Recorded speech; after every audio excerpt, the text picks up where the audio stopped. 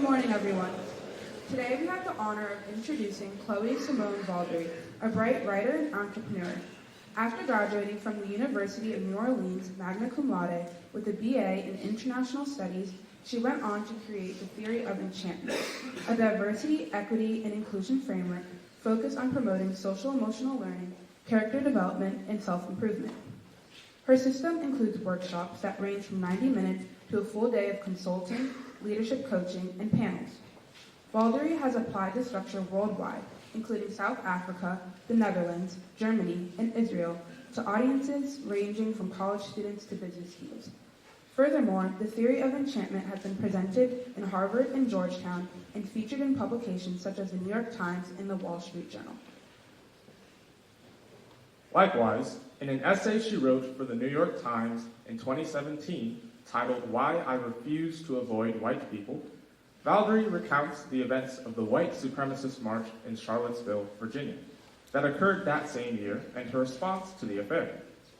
In her essay, she writes, "I was taught that if someone white makes assumptions about me or my people, the proper response is not to go around making assumptions about them. That creates a downward spiral into hatred fueled by ignorance. The proper response to prejudice is not to treat our closed-minded neighbors as though they weren't human. That is how they have treated us." Valdary goes on to explain how Black Americans must remind those with hatred that they can be greater than their hate if they so choose, and that is what's needed to heal as a nation. At TAF, we must use this approach that Valdary highlights in her writing. We must remind ourselves that we are greater than the hate we see in the community, and have fruitful discussions on how we can accomplish this. As a community of diverse individuals, we must refrain from the hatred fueled by ignorance. But it's much easier said than done, which is why having these discussions on the how are so important. As you sit and listen to Valdary speak, think about how you can apply these different concepts of your journey at TAF's life and beyond. Now, please give a warm welcome to Ms. Valdary.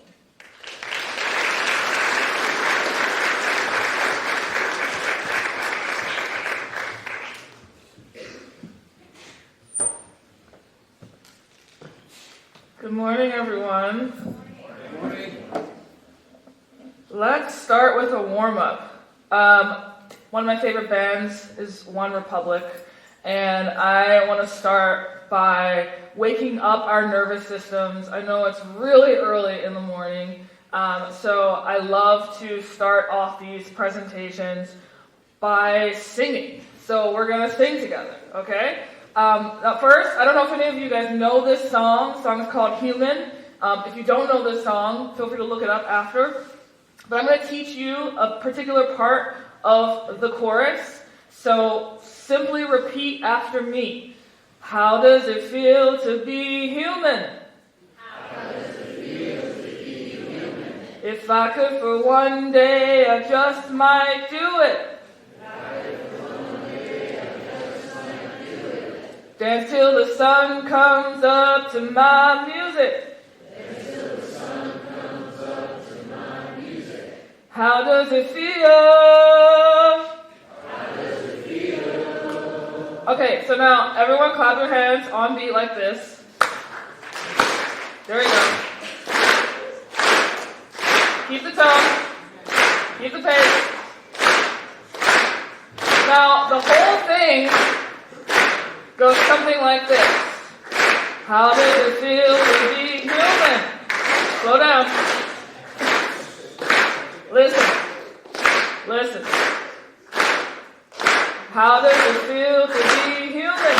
If I could for one day, I just might do it. Dance till the sun comes up to my music. How does it feel?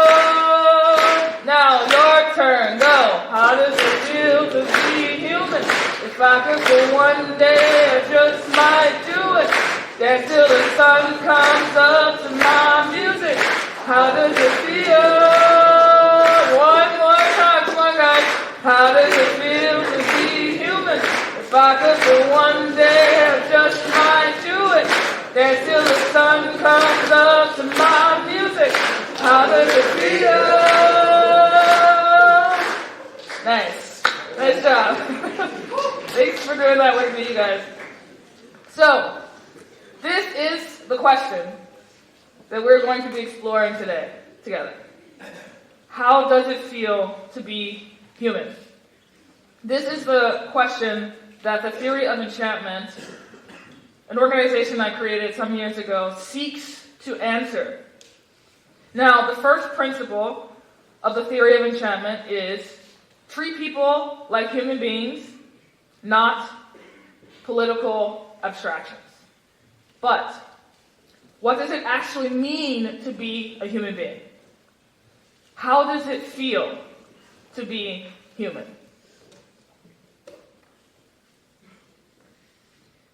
There's a lot of pop culture in the theory of enchantment, and the reason for this is because I believe that our pop culture poets and icons and artists have something very important to teach us about the human condition.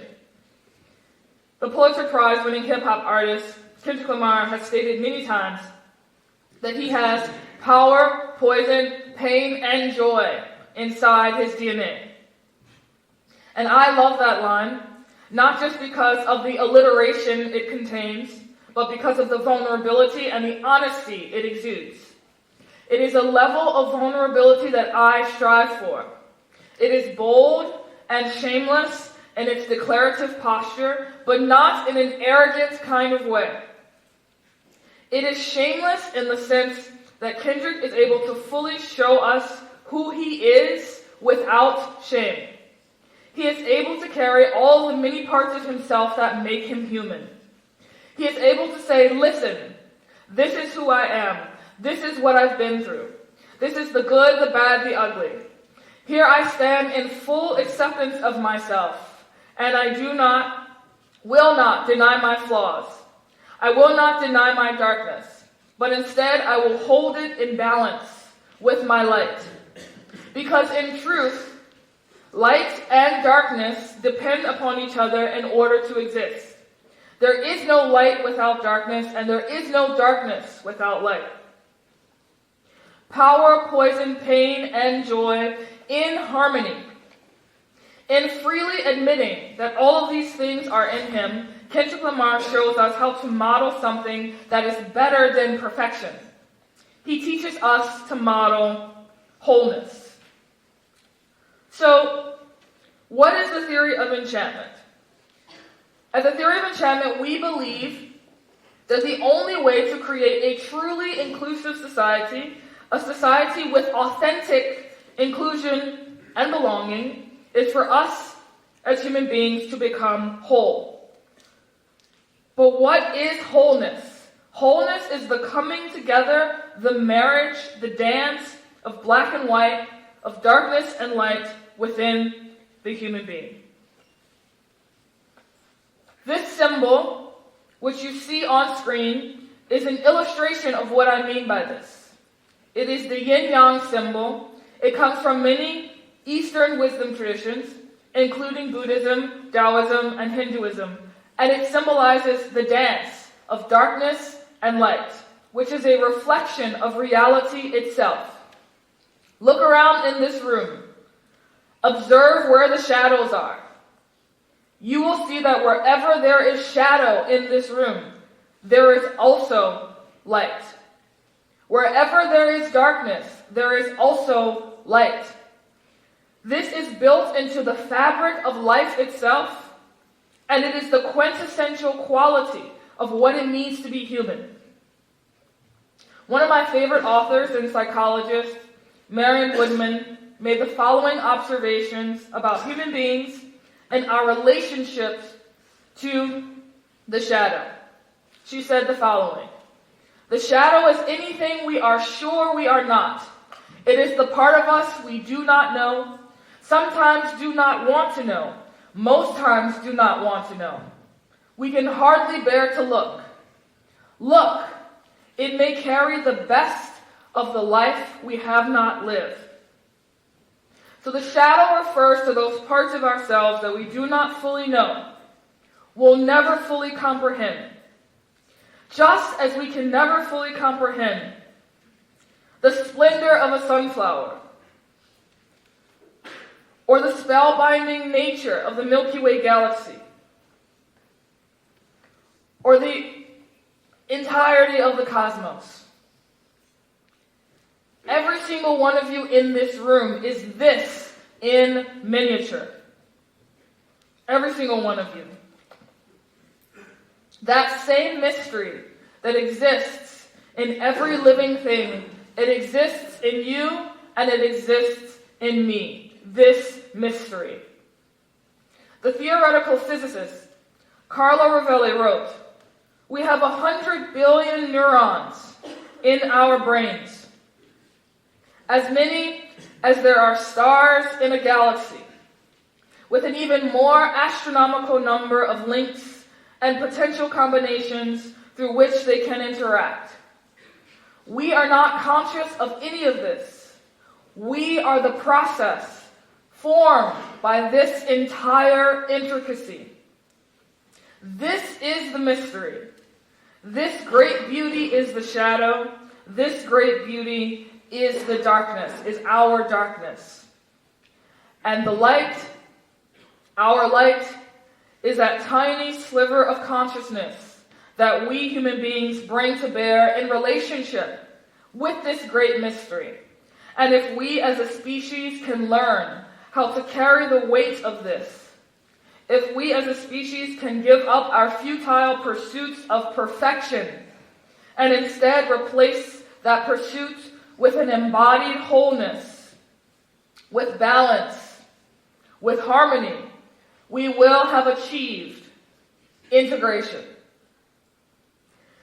The meaning of integration is this: to harmonize your darkness and your light. Integration is a powerful word. It is where the word integrity comes from. They come from the same root. Integration is another word for our nation's motto, E pluribus unum, out of many, one. That is what our nation's motto actually means. Out of shadow and light, out of darkness and light, out of poison, power, pain, and joy, one. And of course, integration is a word that has deep resonance given our nation's history. Now, I am from the South. I am from New Orleans, Louisiana, from a place that experienced integration. Maybe you've heard of the story of Ruby Bridges, perhaps our city's most famous figure from the Civil Rights Movement era.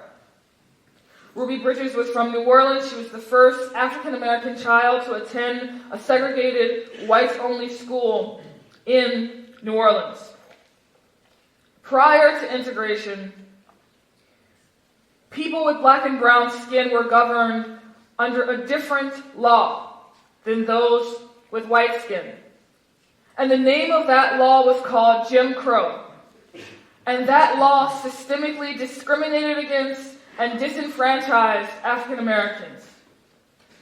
And the process of legislative integration dismantled that.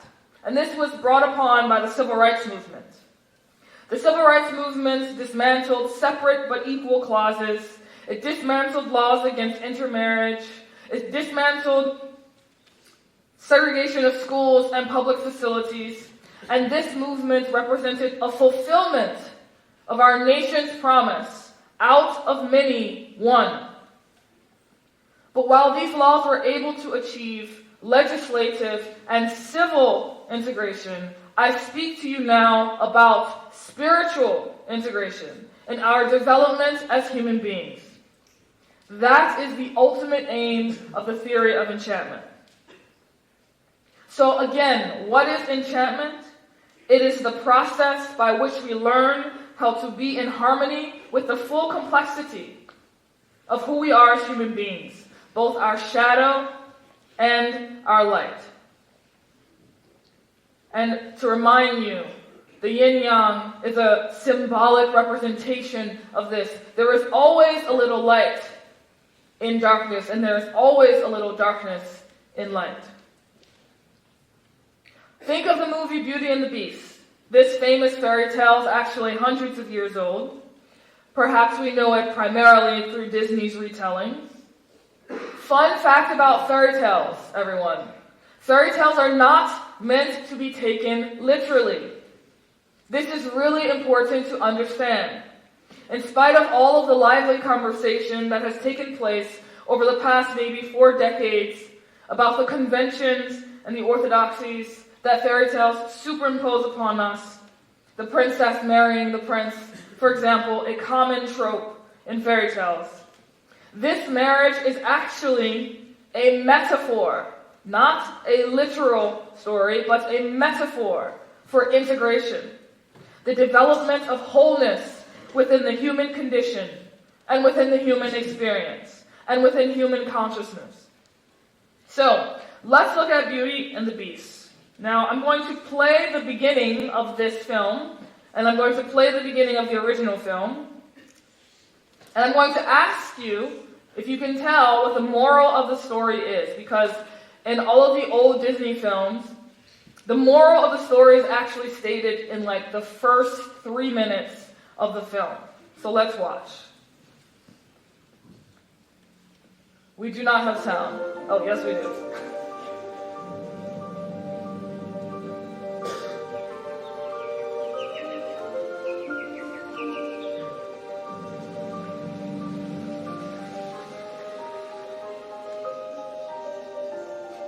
Once upon a time, in a faraway land, a young prince lived in a shining castle.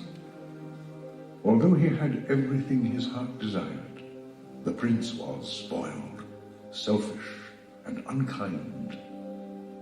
But then, one winter's night, an old beggar woman came to the castle and offered him a single rose in return for shelter from the bitter cold. Repulsed by her haggard appearance, the prince sneered at the gift and turned the old woman away. But she warned him not to be deceived by appearances, for beauty is found within. And when he dismissed her again, the old woman's ugliness melted away to reveal a beautiful enchantress. The prince tried to apologize, but it was too late, for she had seen that there was no love in his heart, and as punishment, she transformed him into a hideous beast and placed a powerful spell on the castle and all who lived there. Ashamed of his monstrous form, the beast concealed himself inside his castle with a magic mirror as his only window to the outside world. The rose she had offered was truly an enchanted rose, which would bloom until his 21st year. If he could learn to love another and earn her love in return by the time the last petal fell, then the spell would be broken. If not, he would be doomed to remain a beast for all time. As the years passed, he fell into despair and lost all hope. For who could ever learn to love a beast? Okay, what do we think the moral of this story is from watching that intro? Beauty is found within. Yes. Good response. What else? Fighting through obstacles. What does that mean? He has to fight through the spell. Okay, that's true. Okay, what else?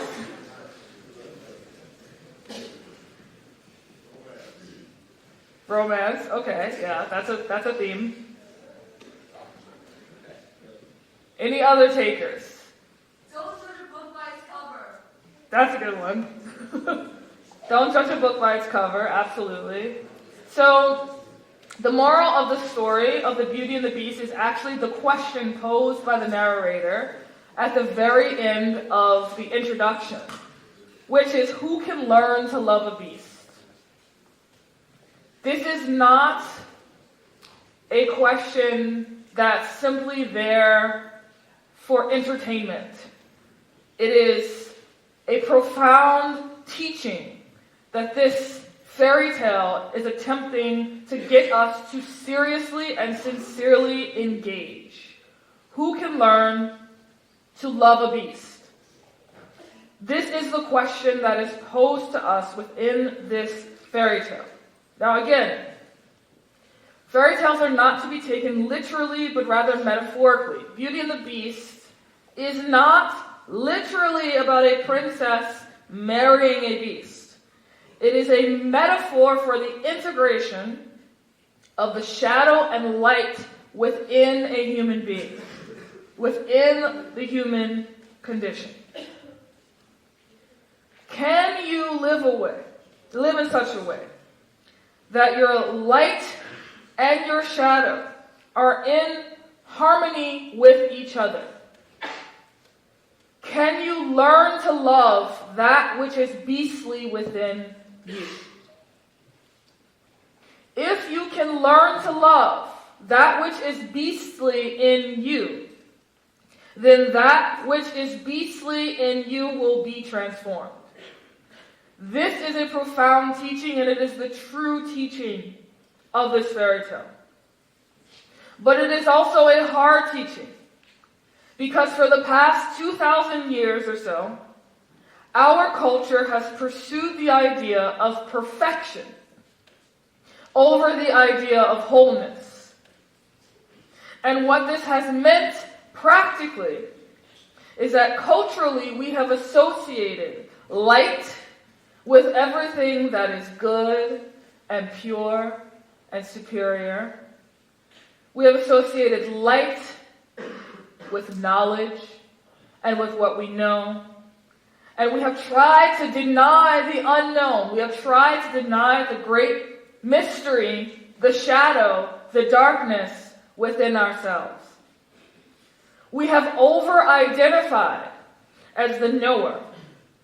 And in denying our own inner mystery, we have denied the parts of ourselves that we do not like. We have denied that we have insecurities. We have denied that we have flaws. And we have promoted this idea that it is light that must conquer, repress, vanquish, and defeat darkness. But that doesn't work. And it is precisely this crippling fear of our own mystery and of our own darkness that gave rise to racism.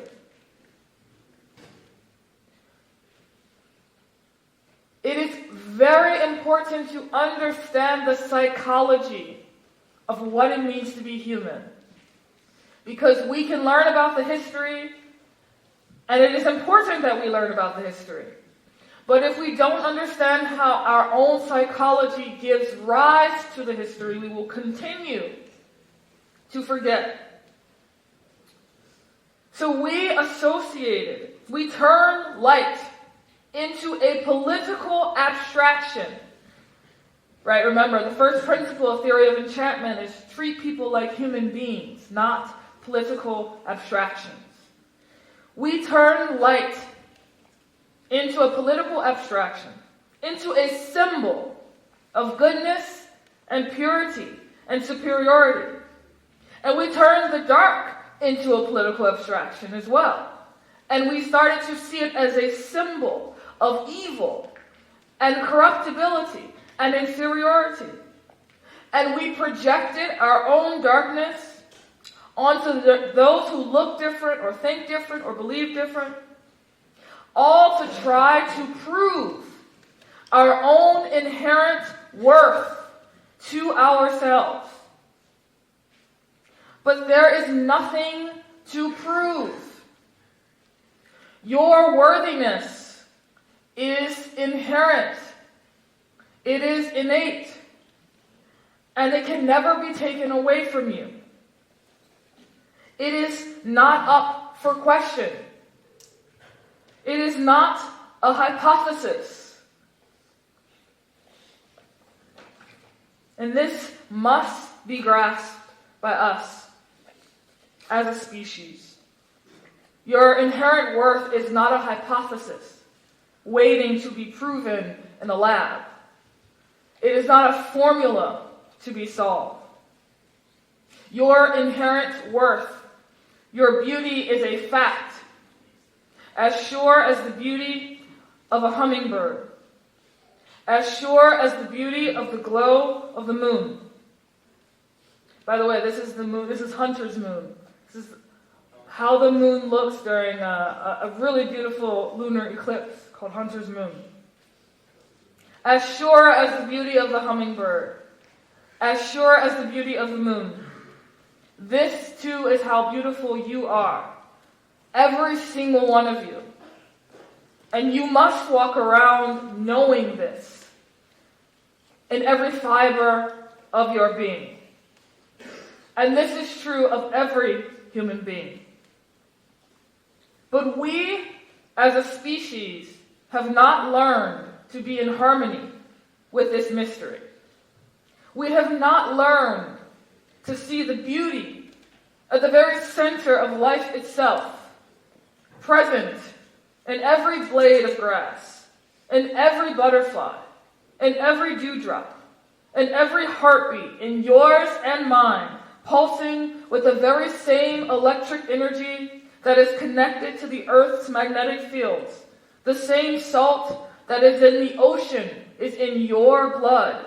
The calcium in your bones is derived from ancient waterbeds and marine life. And we all should be in awe of this every second of every day. But instead of relishing this great mysterious thing we call life and being in awe and reverence of the great mystery, we fear the dark. We fear the unknown. And throughout history, we have projected that fear onto physically darker peoples. We projected that fear onto the physically dark peoples of West and Central Africa, called them and their culture inferior, and enslaved them, looked down on them, denied them rights, denied them the full bounty of their existence, all because we could not comprehend our own. So we took our own psychological disintegration and we created societal disintegration. This is why James Baldwin wrote in 1954 that whatever white people did not understand about black people was precisely what they did not understand about themselves. This is the human phenomenon we are struggling to transform. And this phenomenon, by the way, has occurred everywhere. Many of you are probably aware that it happened during the Atlantic slave trade, operated by many European countries like Spain and Portugal and France from the 15th up into the 19th century. But it also happened in the trans-Saharan slave trade, which was operated by Arabs and Europeans, Turks and Iranians. And this phenomenon, moving closer to the contemporary time that we're in today, is also the reason why we have Christopher Columbus Day. Now, I love talking about Christopher Columbus Day because most people don't actually know why Christopher Columbus Day is a thing that we have historically celebrated in the first place. Do any of you know why we celebrate Christopher Columbus Day? Any guesses?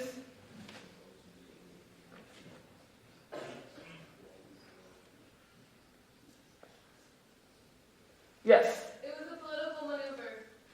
Yes. Do you want to say more? People wanted to get the Irish? Nope. Italian vote. Why? Because they wanted to become president. No. But you are half correct. Yes. Because Christopher Columbus was Italian. Okay, but why was that important?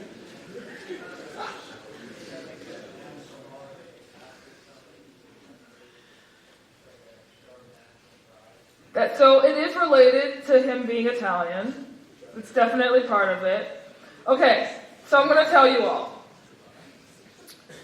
The reason why we have Christopher Columbus Day, first of all, Christopher Columbus Day does not exist because of some long-standing American solidarity with Christopher Columbus discovering the New World. It's really important to understand that. Christopher Columbus Day exists because in 1891, in New Orleans, a mob lynched 11 Italian Americans. Italian Americans were perceived by other white Americans in New Orleans as, quote, the worst classes of Europe, the most idle, vicious, and worthless people, end quote, by other white people in New Orleans. And in 1891, a mob lynched 11 Italians, and Italy basically threatened war.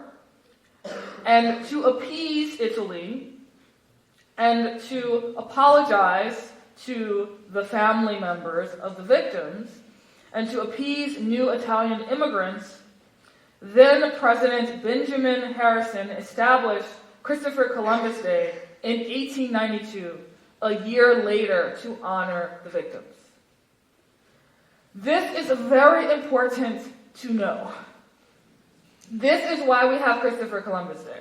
It was originally a response to anti-immigrant sentiments in this country. And while Indigenous Peoples Day is also a response to the human rights abuses of Christopher Columbus, it too is a response to anti-immigrant sentiment. There is nothing new under the sun. So, let's talk about why or how we become disintegrated from a psychological perspective. James Baldwin once said, I imagine one of the reasons people cling to their hates so stubbornly is because they sense once hatred is gone, they will be forced to deal with pain. Now, what Baldwin is saying is that hatred is not some mysterious thing that we simply cannot understand. Hatred is something that we as human beings reach for when we experience pain, and we do not know how to deal with our pain.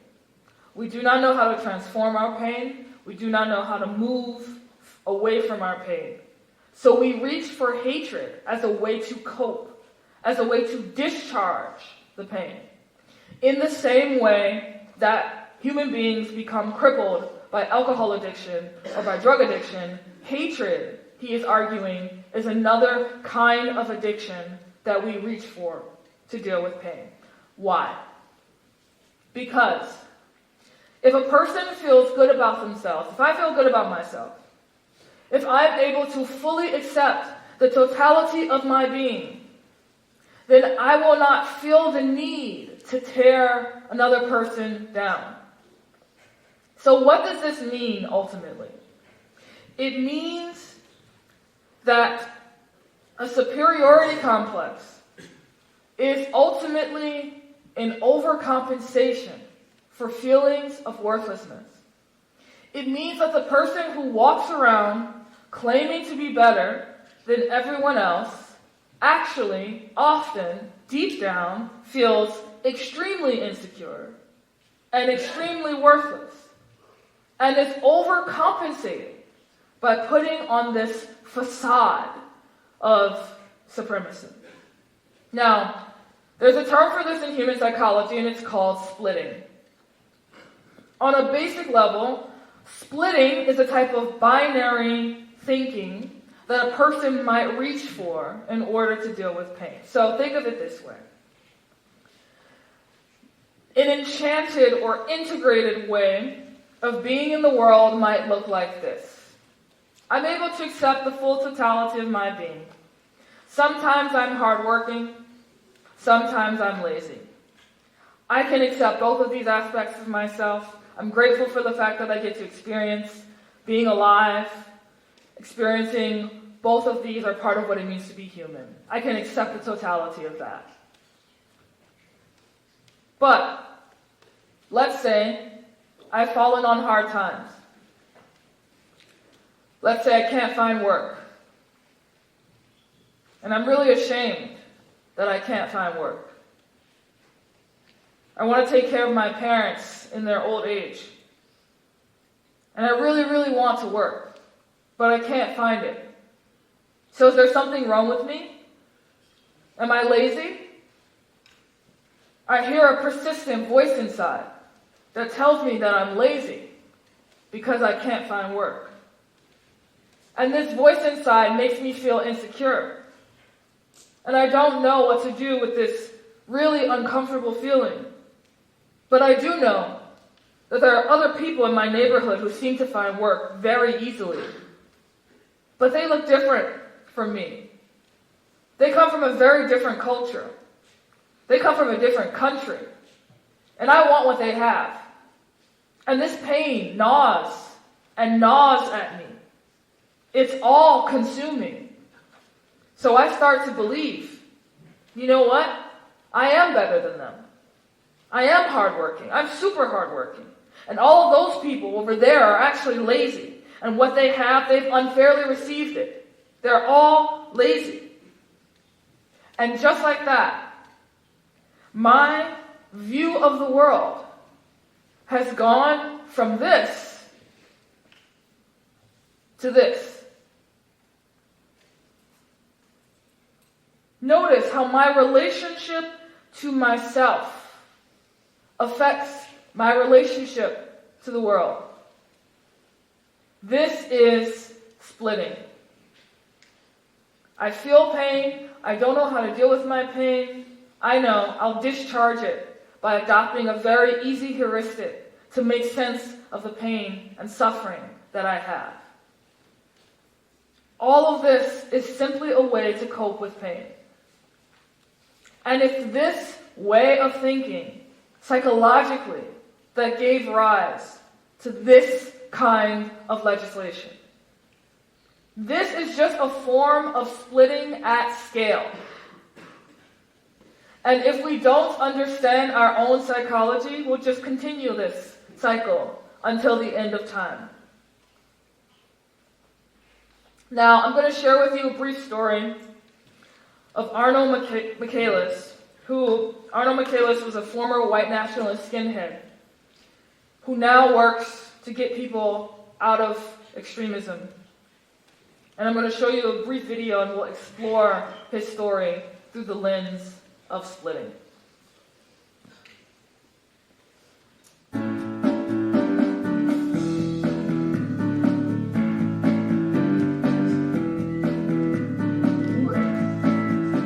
My name is Arnold Michaelis. I'm an author, a speaker, an educator, and a student, and I'm a former white power skinhead. I grew up in an alcoholic household. There was a lot of emotional violence in my house. It made me suffer as a kid. I started lashing out at other kids. As I grew older, I got kind of a taste for it. As a teenager, I was very violent. I was very angry. And I was introduced to the white supremacist ideology through white power skinhead music, which really resounded with me as an angry kid, and all of a sudden I can identify as a white man who's fighting for his people.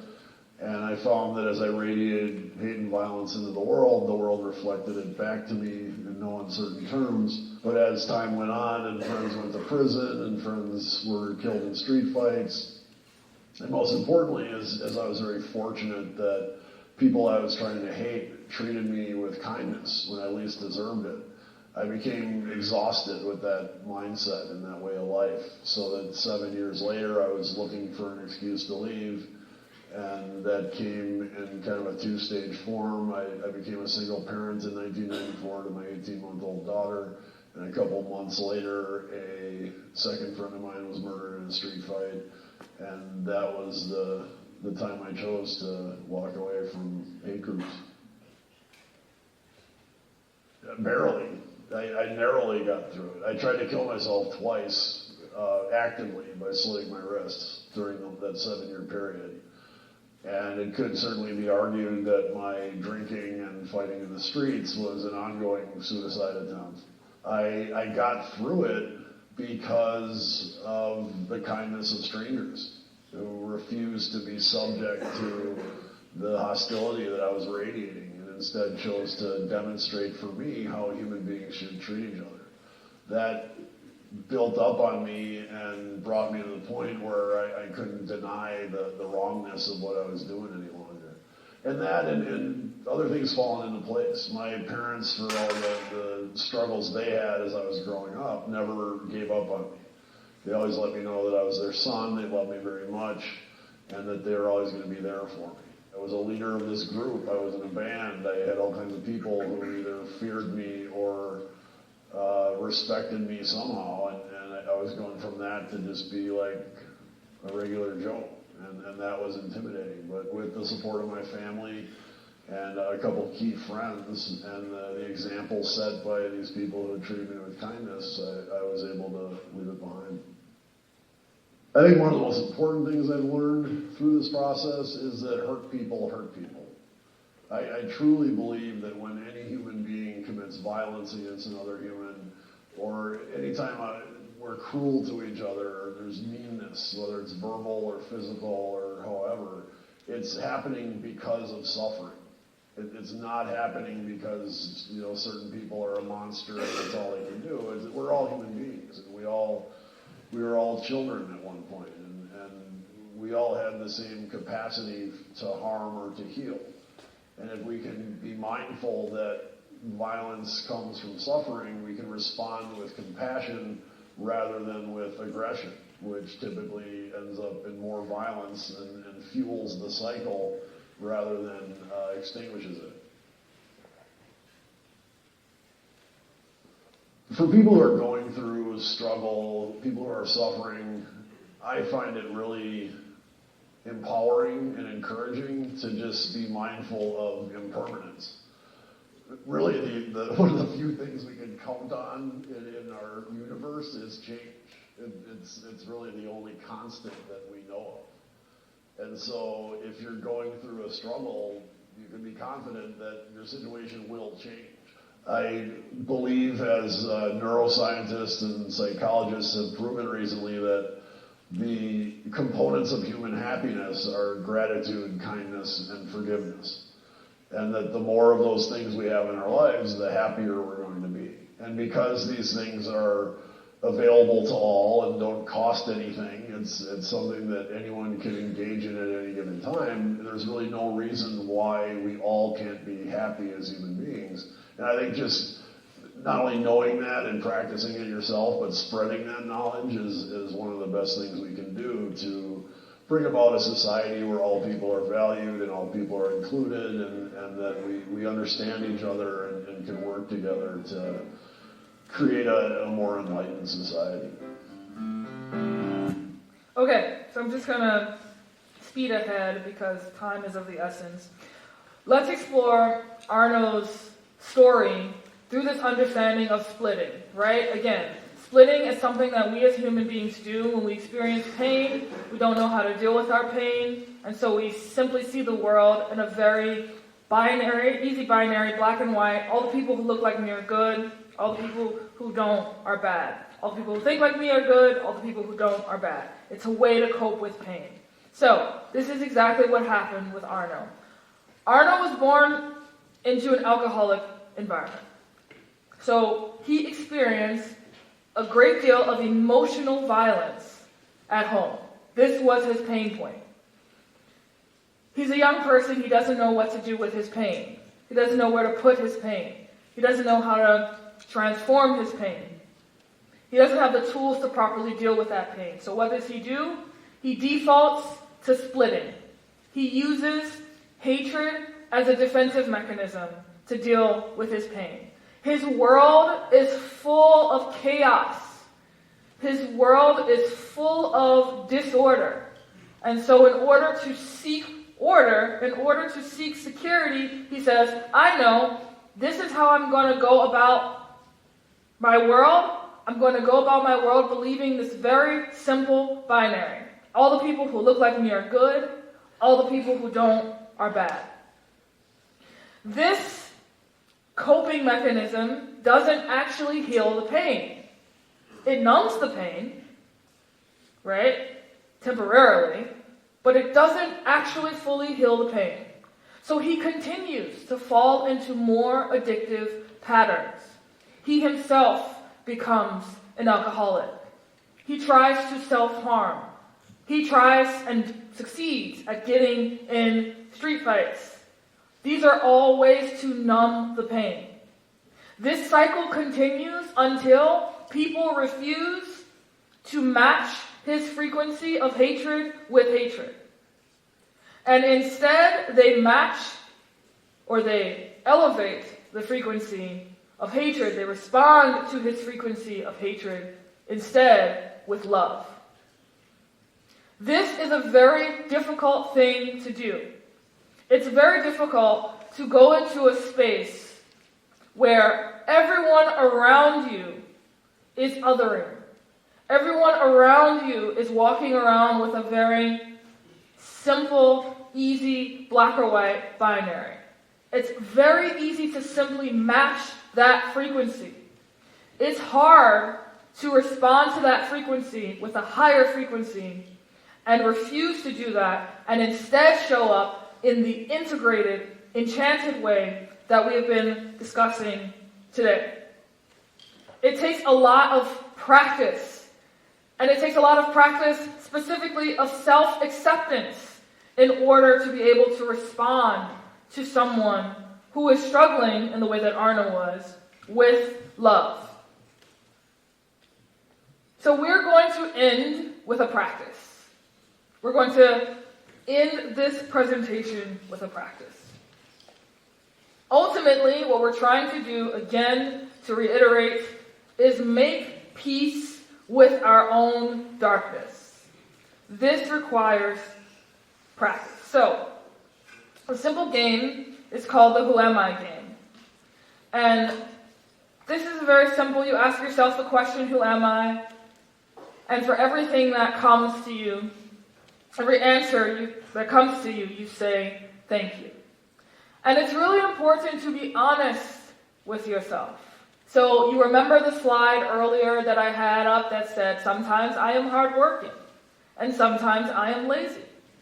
And I can give thanks for all of these experiences. So what I'm going to have you do, first I was going to have you do this sort of like by yourself, say it to yourself, but I'm not going to do that. I'm going to do a more challenging, perhaps, type of game. I'm going to ask you to pair up with your neighbor right next to you, and you're going to take turns, and you're going to, one person is going to say, I am sometimes, fill in the blank, and I am grateful for this experience. And then the next person is going to go, and you're going to go back and forth. Remember to include things that you like and that you don't like. Are there any questions? Okay, well, you can begin, and I will tell you when the time is up.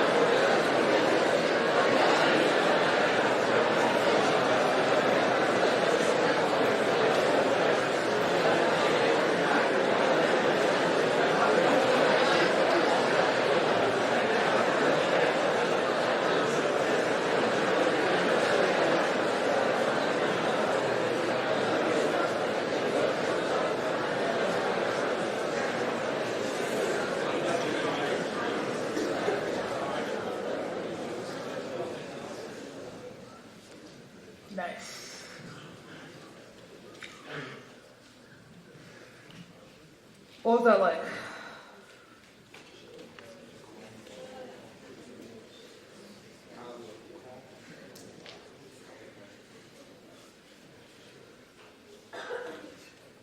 For those of you who talked about things that were you don't necessarily perceive as positive, what was it like to name that to someone and say, I am grateful for this experience?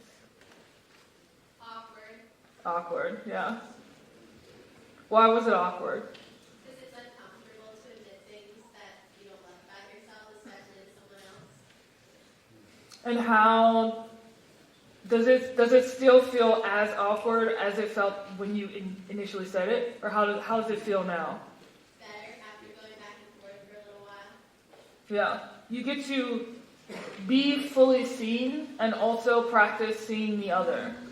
And that is a actual practice of belonging and inclusion, right? In order to create a society or a culture of real, deep, authentic inclusion and belonging, we have to allow ourselves to be fully seen.